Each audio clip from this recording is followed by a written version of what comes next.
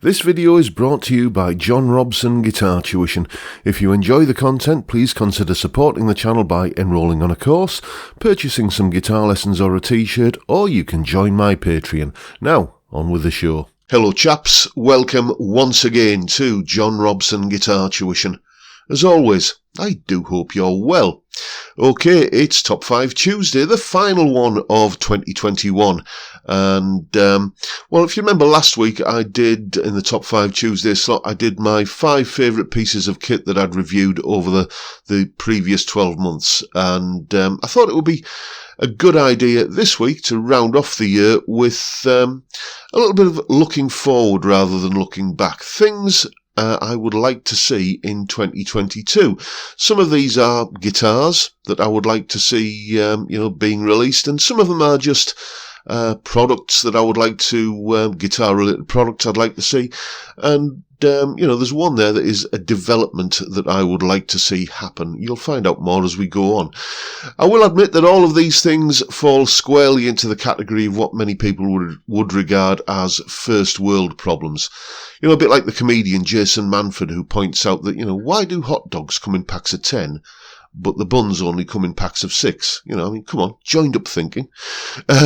So it's matters of that calibre that I'm going to be musing about today, starting with the Hardtail Strat. Yeah, I think it's high time the Hardtail Strat made a bit of a resurgence. Way back in the mists of time, 70s, 80s, that kind of time, Fender used to make a guitar called the Stratocaster. There was the Fender Stratocaster. There wasn't, the Strat this or the Strat that or the Made in Mexico Strat or the American Professional or the American Performer or, all of these different myriad of Strats, all with a whole range of bewildering options that, it's... I wouldn't like to even try and count the number of Strat variations that are on Fender's books these days. But it seems that there's one thing that's actually missing, by and large, which is a non-tremolo version of the Strat, Hardtail Strat. Yes, I know there is, I think, the Robert Cray signature model, which is, hardtail, and there's the at the other end of the spectrum, you've got the Squier Bullet Strat, which you can get with a hardtail top loader bridge. But it's not sort of seen as part of the general run of things that they offer, this model or that model of Strat, player Strat, performer Strat, whatever, as a hardtail option. And, yes, I know you can block the trem on a regular Strat and turn it into like a de facto hardtail bridge. But there are many people, me included, who think that, just having the string through body, anchor, of a hardtail bridge, like a Telecaster, gives a slightly different sound. It certainly makes the guitar feel different to play, and that affects how you play it, which definitely affects the tone. And, when you look at how many manufacturers out there are making Strat-style guitars in, however closely they're sticking to, that template, and many of them offer, their guitars with a hardtail bridge. So I think Fender should really get in on the act. I'd certainly consider grabbing one, I think, because I'm coming back round to being a bit of a Strat guy again after many years of being, kind of a bit blinkered and Telecaster fixated. Still love me Telecasters, don't worry. But, so I'm kind of got an inkling for a Strat, and I like hardtail bridges. So, yeah, you might have at least one customer, Fender, if you're thinking along those lines. So, yeah, the Hardtail Strat. Let's see that come back in the next 12 months. Next. PRS SE Dots. Yeah, PRS Dots, or, the slightly more elaborate dots, the moon inlays, which I think look really classy. But even just basic dot inlays. I said last week that when I was talking about that PRS SE Mira, I quite like that guitar. I would have liked it a lot more if it had dot inlays on the neck, because certainly for those kind of stripped down, bare bones, workhorse, blue collar type instruments like the Mira or like the SE Standard or something like that, I just think those birds look a little bit out of place. I'm not a big fan of them anyway, but I just don't think they suit the aesthetic of this kind of rough and ready, raw rock and roll machine kind of guitar, like a Mira or something like that. And PRS used to do the dot inlays on the SE range, but nowadays it seems they don't. Certainly not last time I was on the PRS website, which was, I don't know, a couple of weeks ago, looking at the SE guitars. They all had the bird inlays, and I appreciate many people love them, but last time I mentioned these in a video, I think it was when I was talking about the Custom 2408 that I was reviewing. I mentioned that I wasn't a big fan of the birds, and a surprising number of people in the comments section also seem to agree with me that they're just a little bit, Liberace, dare I say. So there you go. I would love to see PRS reintroduce dot inlays on the SE range of guitars. Next. The Epiphone Victory. Yeah, the Epiphone Victory. It's not a guitar that exists, but it's basically, here's the model I'm talking about. This is a Gibson Victory. Now, back in, again, the mists of time, back in the early 1980s, before there was an internet, and in those days, even to buy something as exotic as a guitar magazine was, 3 hours and 2 bus rides away. It was, the pictures of, glossy pictures of lovely guitars were hard to come by, but I had my own stash of guitar porn, let me tell you. And part of it was, do you remember the Bell Musical Instruments catalogue? And it was just one particular year, one from the early 80s. They had, a bunch of those Gibson Victories in there. And let's just take another look at it. I think that's a really good looking guitar. It has to be said. It's obviously Gibson trying to get in on the, the emerging hot-rodded Strat market in the early 80s.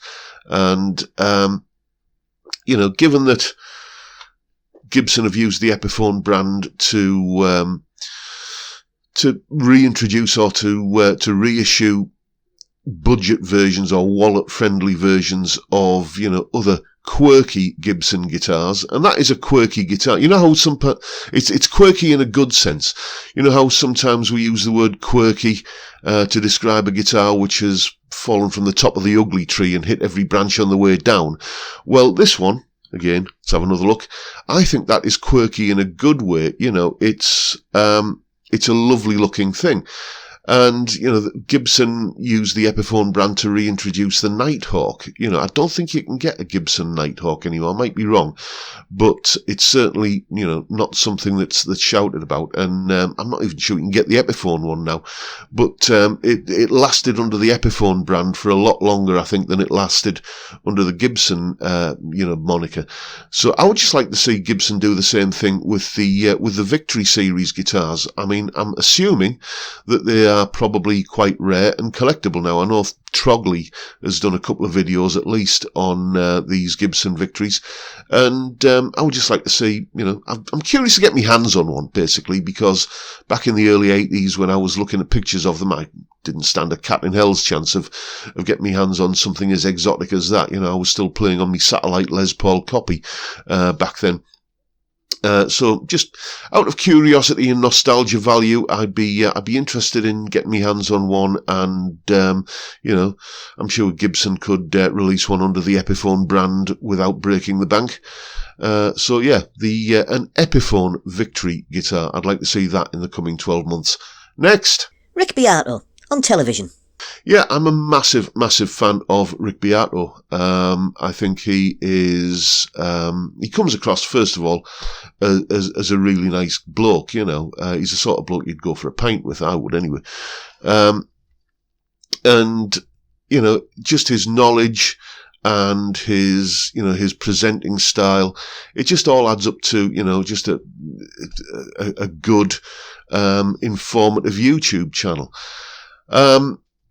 He does, the what makes this song great type videos where he surreptitiously gets his hands on and what I can only assume are pirated copies of the master tapes from classic songs, and breaks them down. And he's quite sometimes peeved, let's say, when those videos get blocked. Well, you know what, Rick, you're using, as I say, surreptitious copies of stuff that isn't available in the public domain. You know, like, I mean, if I play a piece of music on my channel, it's happened a couple of times, where even if it's just me playing it, or if I play a snippet of a recording, then I get demonetized for that video.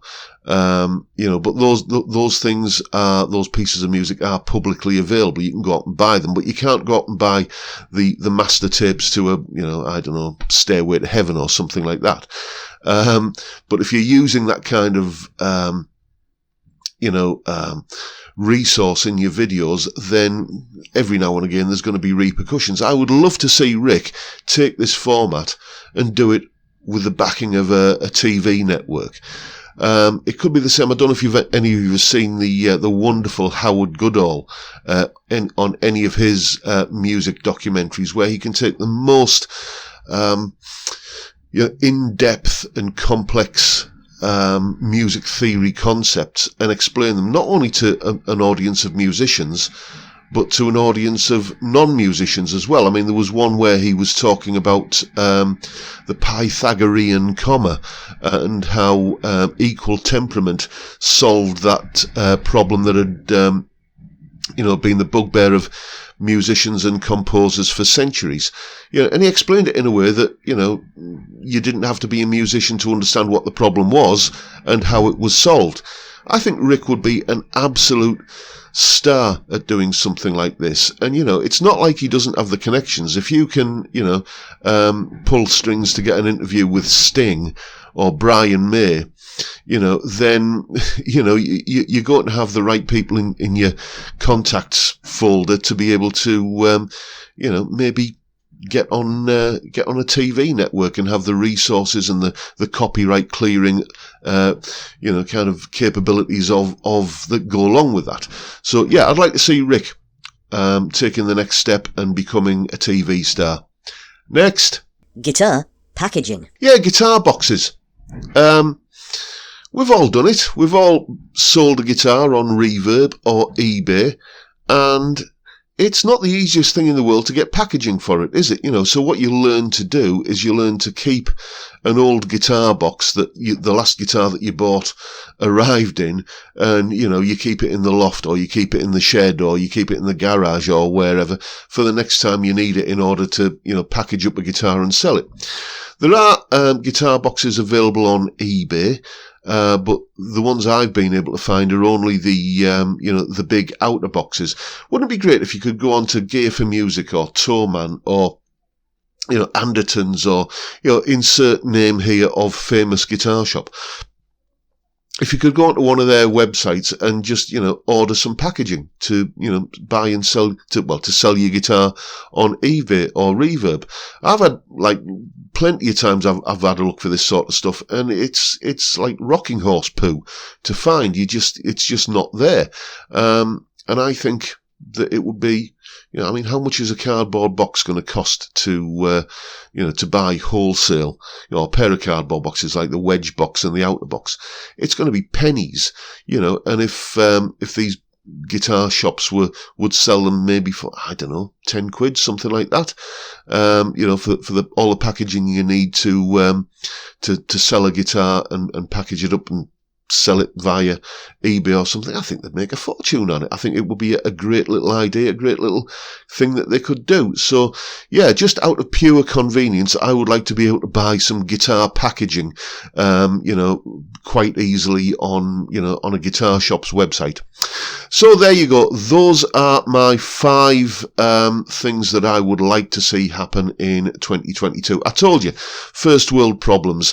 You know, none of them are earth-shattering, but just the sort of things that that seem to occupy my mind when I'm trying to distract myself from prostate cancer, which is going well, by the way. I've had a bunch. I'm only mentioning it because I've had a bunch of emails, you know, from well-wishers and people asking how I'm doing.